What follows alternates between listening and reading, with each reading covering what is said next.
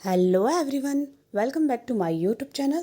दोस्तों, आज हम बात करने वाले हैं एक ऐसी कंपनी के बारे में जिसने अपनी स्मार्ट एचआर स्ट्रेटजी से पूरे कॉर्पोरेट वर्ल्ड को इंस्पायर किया है। जी हाँ दोस्तों, इस वीडियो में हम बात करने वाले हैं इन्फोसिस के बारे में कि किस तरीके से इन्फोसिस ने ट्रेनिंग एंड डेवलपमेंट को अपनी सबसे बड़ी स्ट्रेंथ बनाया और कैसे इसने फ्रेशर ग्रेजुएट को वर्ल्ड क्लास प्रोफेशनल्स में चेंज कर दिया।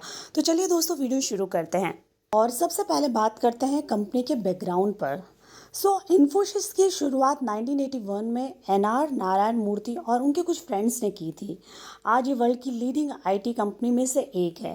50 से ज़्यादा कंट्री में इसके क्लाइंट्स हैं और लाखों एम्प्लॉयज़ इन्फोसिस में काम करते हैं।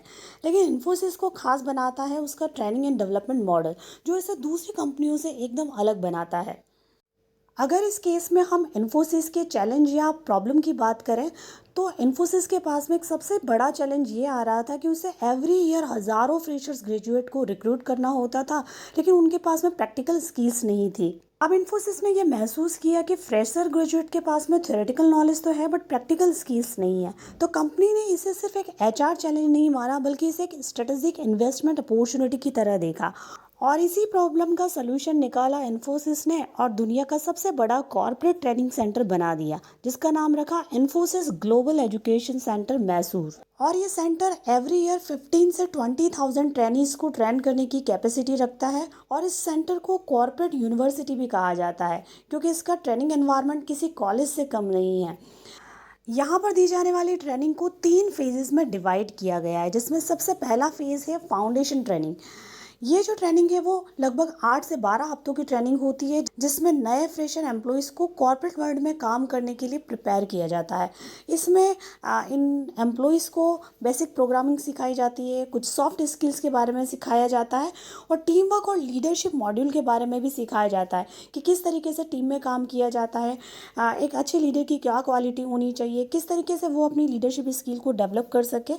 इस पूरे फाउंडेशन ट्रेनिंग का पर्पस होता है कि किस तरीके से एक फ्रेशर स्टूडेंट का माइंडसेट प्रोफेशनल माइंडसेट में चेंज हो सके। ट्रेनिंग का दूसरा फेज़ है स्ट्रीम ट्रेनिंग, यानी स्पेशलाइज्ड टेक्निकल ट्रेनिंग।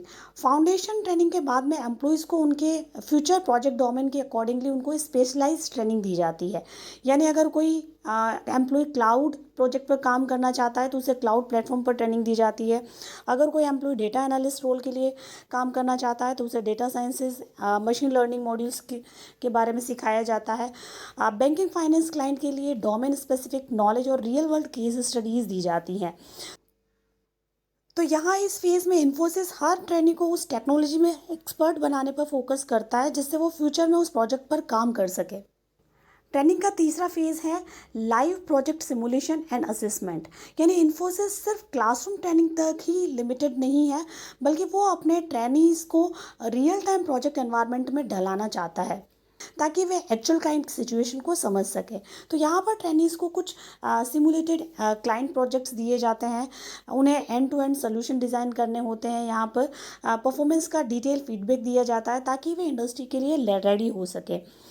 यहाँ हर स्टेज के बाद में उन्हें कंटिन्यूस इवेल्युएशन उनका होता है, जिसमें उनके लिए टेस्ट कंडक्ट किए जाते हैं, कुछ क्विज कंपटीशन रखे जाते हैं, ट्रेनिंग से कुछ टॉपिक्स के ऊपर प्रेजेंटेशन रखवाए जाते हैं, कोडिंग असेसमेंट्स भी होते हैं, जिससे कंपनी को हर एम्प्लॉय की स्ट्रेंथ और वीकनेस के बारे में पता चलता है। हाँ, इस केस के अंदर हम अगर इन्फोसिस के कुछ एडिशनल इनिशिएटिव्स या एक्स्ट्रा एफर्ट्स की बात करें, तो इन्फोसिस ने अपने ट्रेनिंग को और भी इफेक्टिव बनाने के लिए कई तरह के इनिशिएटिव्स भी शुरू किए, जिसमें उन्होंने कैंपस कनेक्ट प्रोग्राम भी स्टार्ट किया।